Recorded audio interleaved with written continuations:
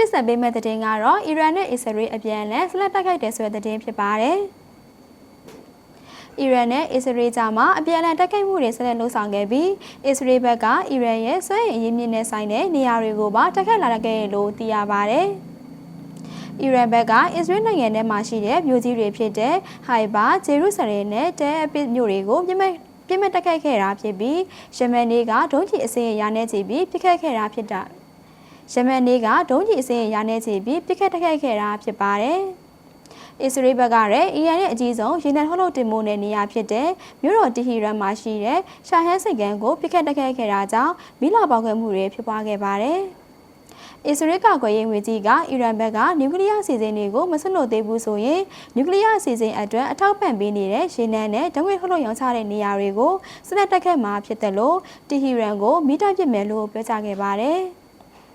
အီရန်ဘက်ကလည်းအစ္စရေးကိုဆက်ပြီးတိုက်ခိုက်မှာဖြစ်တယ်လို့အစ္စရေးကိုကူညီနေတဲ့အရှေ့လယ်ပိုင်းဒေသတွေမှာရှိတဲ့ဘယ်နိုင်ငံကစစ်စခန်းကိုမဆိုပြစ်မှတ်ထားတိုက်ခိုက်သွားမယ်လို့တုံ့ပြန်ခဲ့ပါတယ်ဒီလိုပြောကြားခဲ့တာဟာဘာရင်၊ကာတာ၊အိုမန်၊အီရန်နဲ့ဆီးရီးယားတို့မှာရှိတဲ့အမေရိကန်နဲ့ဗြိတိန်စစ်အခြေစိုက်စခန်းတွေကိုရည်ရွယ်တယ်လို့ဖြစ်ခဲ့တာကြောင့်အစ္စရေးနဲ့အီရန်ကြားကတိုက်ခိုက်မှုတွေဟာဒေသတွေနိုင်ငံတွေအထိပါကူးစက်လာဖို့ရှိနေတယ်လို့သိရပါတယ်ရှင်။ဒီသတင်းကိုတော့ညီကျအောင်ကပြပို့လာတာပါ။